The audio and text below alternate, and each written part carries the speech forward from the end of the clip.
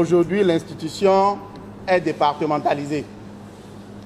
L'avantage que cela nous donne, c'est que dans un premier temps, l'institution est plus rapprochée de la base. Et cela, tout son intérêt, et ça va permettre de justifier et de démontrer la pertinence de l'institution. Et la descente du CS au niveau du département des collines est une bonne chose. Nous, on apprenait auparavant CS. Qu'est-ce que CS faisait? On n'avait pas une idée. Donc, on ne se rapprochait pas du CS. L'équipe est descendue sur le terrain aujourd'hui, on nous a expliqué ce qu'est la mission, la vision et les objectifs de CS. Dans nos unités de transformation, nous avons les problèmes de formation, les problèmes d'énergie électrique, d'eau, et tous ces problèmes ont été posés. Et le problème d'approvisionnement de nos unités de transformation. Notre priorité, c'est la gestion pacifique des conflits entre les agriculteurs et les éleveurs, ce que le commun des mortels appelle transhumance aujourd'hui.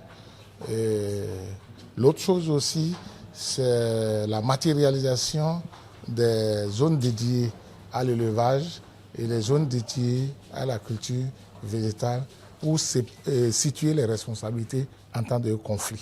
N'attendons pas que la solution vienne d'ailleurs, elle est déjà ici, sauf que nous ne la voyons pas. Et donc le CES va faire en sorte de nous faire voir ensemble les différentes solutions que nous pourrions poigner, nous pourrions récupérer pour faire vivre par l'union fait la force. Le département phare qui produit plus de cajou, il n'y a pas une usine digne de nom.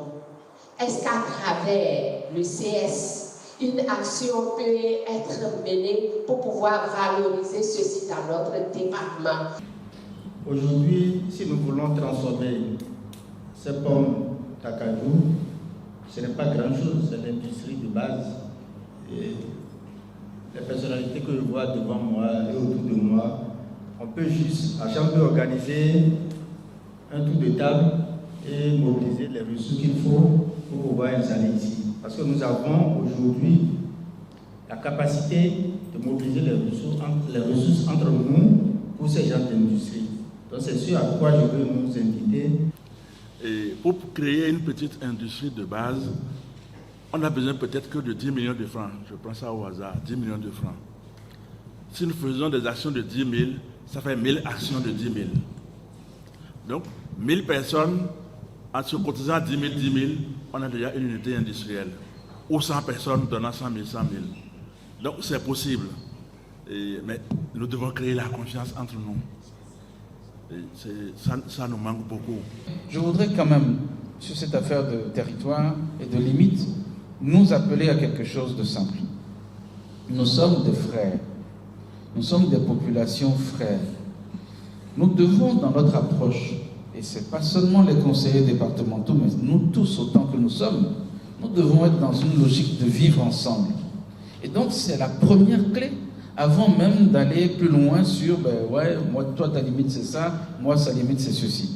Là où ça peut être un peu criard, c'est lorsque nous avons les agriculteurs qui font leur production sur un périmètre où c'est vrai qu'à ce moment-là, il faudrait qu'on leur apporte des réponses nécessaires. Mais de manière générale, chaque personne ici dans cette salle-là, et c'est ce que nous devons porter comme message auprès des populations, la première règle, c'est de vivre ensemble. Vous savez, le département des collines, c'est une zone fortement agricole et avec la transhumance aujourd'hui.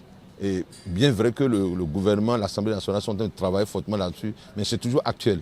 Et ça, il faut qu'on trouve les solutions pour sensibiliser les gens, pour que chaque acteur sache ce qu'il doit faire et comment essayer de vulgariser les lois qui sont votées au niveau de la transhumance et les limites de pâturage des animaux, etc. Il faut que ce soit vulgarisé.